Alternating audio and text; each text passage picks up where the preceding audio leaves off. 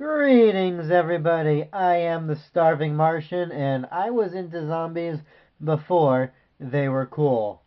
Now, you may or may not realize this, but just over a month from now, in the month of July 2018, July 24th to be exact, that will be the 20-year anniversary of the incident at the Spencer Mansion, the main part of the gameplay in the first Resident Evil game.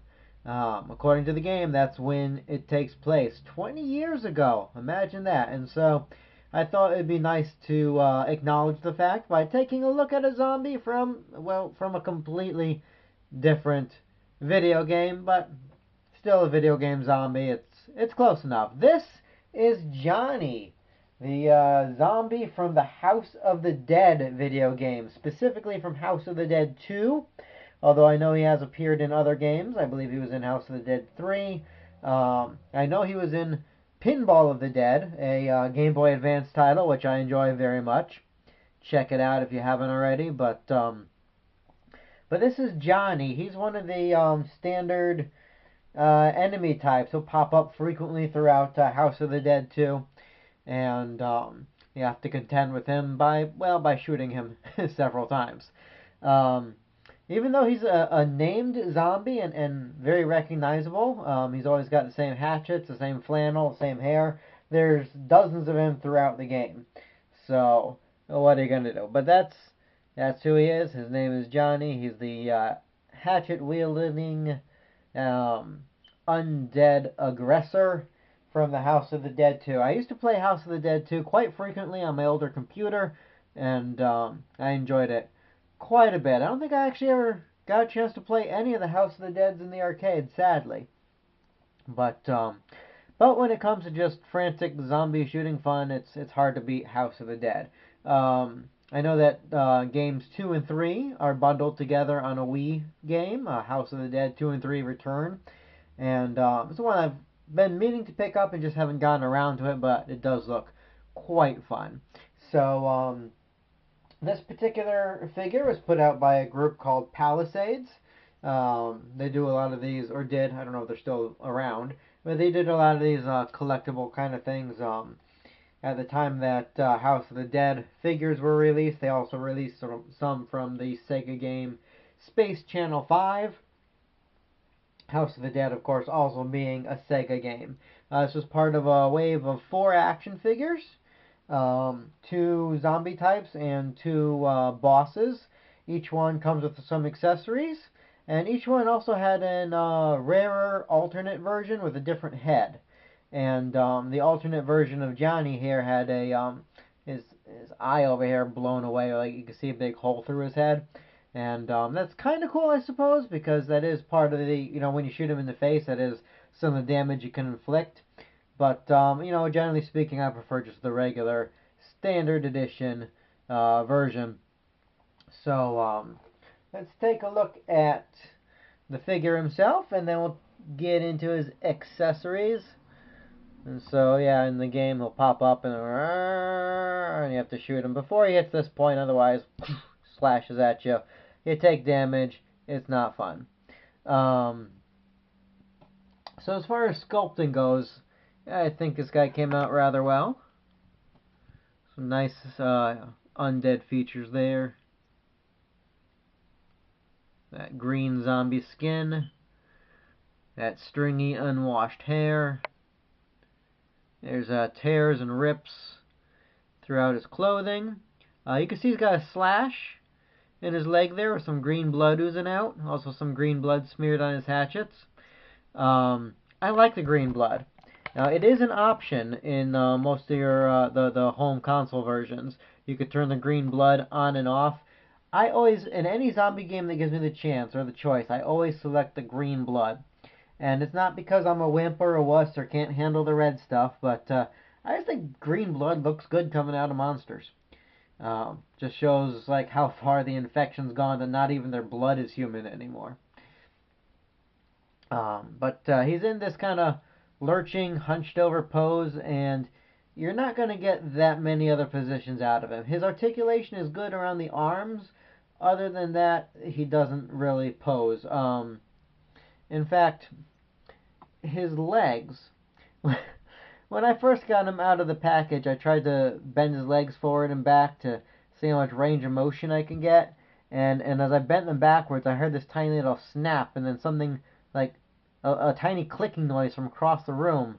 And like an idiot, I tried the other leg and got the same result.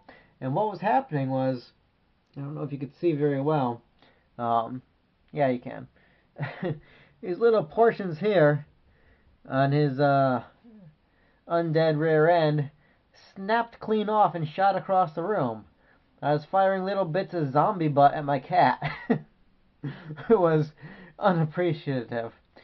So don't do that. If you pick this figure up, don't try to force the legs back. It still holds together perfectly. The legs aren't falling off or anything, and that bit of battle damage is hardly noticeable. But better safe than sorry. You know, these figures, while not grossly expensive, are not cheap. This one cost me about $20 plus shipping. So you don't want to be damaging it right out of the package. But as far as mobility goes, nothing in the head or the waist. The legs can come up a little bit, but they're very tight. The knees bend freely, which is good because with the knees straight as they're packaged, there's no way you're going to get them standing. You do have to flex the knees to get them to stand. The arms are where you're going to find most of your posability. They got good socket joints here, so you can move them up and twist them around. So you can do what you like. What's neat about that is you can like bring his hatchets up like this to protect his face, like he does in the game when he's a jerk and won't let you kill him. I mean, to be fair, I wouldn't let you kill me either if I was a zombie. The hatchets, by the way, you could take out of his hand if you like. If you want him to be unarmed. But remember, even unarmed zombies have that slash attack.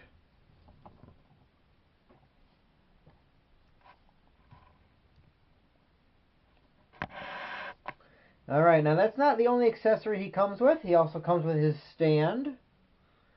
It's very nicely detailed here. See, it says the House of the Dead in the official font. It's got a couple skulls laying around, you know, because House of the Dead and all. The problem I have with the stand is that there's no peg in here. There's no hole in his foot. So for a stand, it doesn't actually help him stand. As I said, this guy is a little finicky, and just the way he leans, you have to align his feet perfectly, otherwise he does one of those on you. And we all know you don't want zombies just falling on their face, because then they're ready to crawl and bite you in the leg, and that's never fun either. So he comes with his stand, he comes with his two hatchets, again smeared with green blood, which I guess implies he was hacking other zombies. And he also comes with frogs. But not just any frogs. This isn't your friendly Kermit the Frog. No, this is a monster zombie frog. A really nasty monster zombie frog. And I do remember these guys from the game. They're a bit annoying. They'll pop up and take a chomp at you. According to his package, these are called boar frogs? Maybe? I don't know. Here. You pronounce that. I'll show off the frogs in a minute, but as long as we're back here, let's look at the other figures in the line. There's Ken, another common zombie type. He's got a removable mask and some chompy worms. Here's Strength with a chainsaw, one of the bosses. And the other boss here, Creature from the Black Lagoon, with opening chest, which is awesome, and a trident and a Mofish. Mofish. Hey, Mo! Alright, so back to our frog. This thing is unposable. It's stuck in this position. You're not gonna move it around any, but it is the stuff that nightmares feed off of. And you actually get two of them. You get that one and this guy here in more of a leaping pose. Which the leaping pose is kind of wasted because he can't balance like that. So you have to kind of lean him there. Now he looks like he's covering his face in shame. Don't look at me, I'm hideous! What you can do with them, though, is put this guy over that one and make like this leapfrog sort of thing. And they fit together so well like that, I almost suspect that's, you know, that was the intention. Mommy, what are those two zombie frogs doing? Playing leapfrog, dear. Alright, so bring in our friend Johnny back out. Come on, Johnny. Come on. Stand for us. There you go. Like I said, Johnny's gonna cost you a little bit. I picked mine up for 20 plus shipping, and that was the cheapest I could find. That was on Amazon. On eBay, I seen him in the 30-ish range, and he is my favorite of the line, just because out of the four of them, he's your more typical zombie. In fact, if you didn't even know anything about the House of the Dead, this is the one figure you could look at and say, "Oh yeah, that's a zombie." I love his moldy green skin, his dead vacant eyes. The detailing on him is quite well done. So it's probably going to be the only one from the line that I pick up, mostly because of the price. If these were like $5, I'd pick up the Ken and maybe the Fish Dude. But strength, the big meaty guy with the chainsaw, he's the cheapest one I found. He's in the 15 range.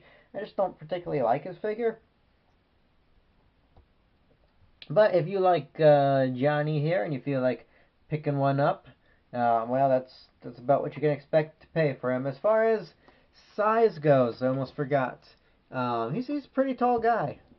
We'll put him next to our standard action figure here, Miss Hannah Dundee, about Jurassic Park size, and you can see he towers over her. Here's for Mario. You want to compare video game characters to video game characters? Actually, you know what would be a better comparison is Luigi. Like Luigi's Mansion. The M-rated version. And that's about all I have to say on the subject. So, if you'd like a House of the Dead figure for yourself, obviously you might try like comic book shops, things like that might have some on the shelves, but these things are made back in 2000, so they're 18 years, you know, out of date. So your best bet is probably looking online. So this has been the Starving Martian, guys, preparing for the zombie apocalypse. We will catch up with you another time, another place. Until then, keep watching the skies.